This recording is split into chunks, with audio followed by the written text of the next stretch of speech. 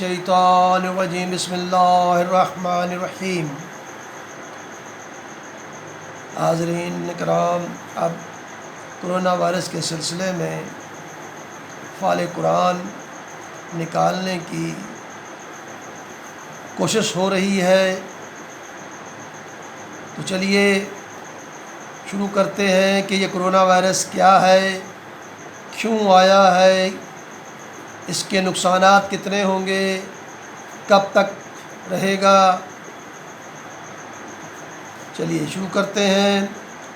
اعوذ باللہ من الشیطان الرجیم، بسم اللہ الرحمن الرحیم۔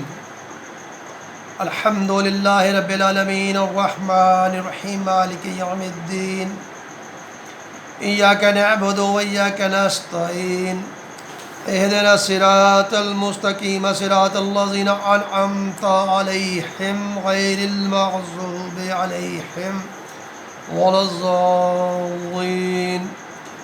بسم اللہ الرحمن الرحیم۔ اللہ لا الہ الا هو الحی القیوم لا تأخذہ سنۃ ولا نوم، لہ ما فی السماوات وما فی الارض، من ذا الذی یشفع عندہ الا بإذنہ، یعلم ما بین ایدیہم وما خلفہم ولا یحیطون بشیء من علمہ الا بما شاء، وسع کرسیہ السماوات والارض ولا یؤودہ حفظہما وہو العلی العظیم۔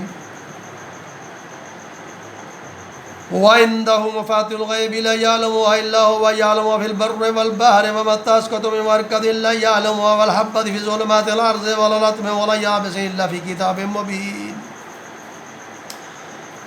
اللهم صل على محمد وعلى محمد، اللهم صل على محمد وعلى محمد، اللهم صل على محمد وعلى محمد، اللهم صل على محمد وعلى محمد، اللهم صل على محمد وعلى محمد، اللهم صل على محمد وعلى محمد، اللهم صل على محمد وعلى محمد، اللهم صل على محمد وعلى محمد، اللهم صل على محمد وعلى محمد، اللهم صل على محمد وعلى محمد۔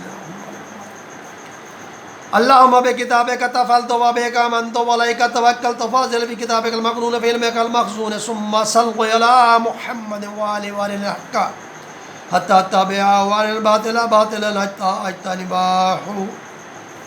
بھائی صاحب علی جبران صاحب، اب اس قرآن کو کسی بھی مقام سے آپ کھول دیں اور وہاں پر اللہ کے نام گنیں، پھر اتنے صفحے ہم قرآن کے کھولیں گے، کہیں سے بھی کھول دیجیے۔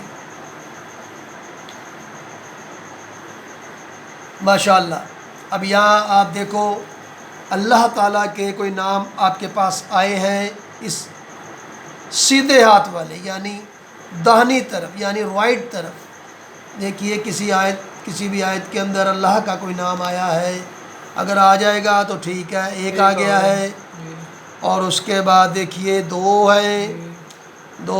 ہیں، یہ تقریباً دو اللہ تعالیٰ کے نام آئے ہیں۔ اب ہم دو ہی ورق الٹائیں گے اور دوسری آیت پر ہمارے سوال کا جواب ہوگا۔